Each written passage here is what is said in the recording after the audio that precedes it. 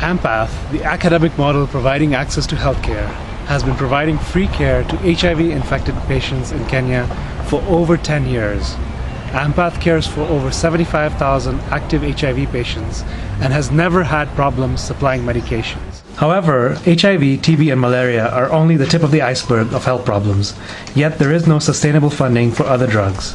As AMPATH has expanded its focus to include maternal and child health and chronic diseases, what we have found is up to 60% of essential medicines are stocked out at Ministry of Health facilities. With no other alternatives, patients are forced to purchase medicines from private sector pharmacies where prices can be 10 times higher and the medicines of questionable quality. I want for patients to have a real alternative. Our answer to the lack of essential medicines is through a business model called the Revolving Fund Pharmacy.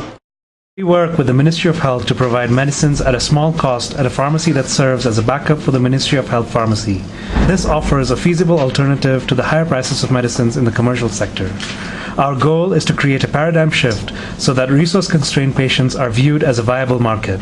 Therefore, instead of giving handouts, we are charging reduced user fees that allow for profit while ensuring sustainable access to essential medicine.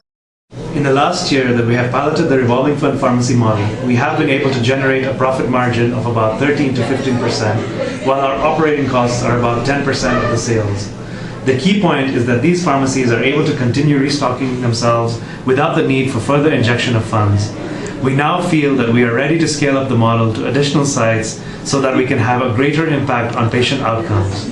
So we are seeking additional funding to initiate services at 8 other sites within the next 1.5 years and hopefully cover the entire AMPATH catchment area within the next 3 years.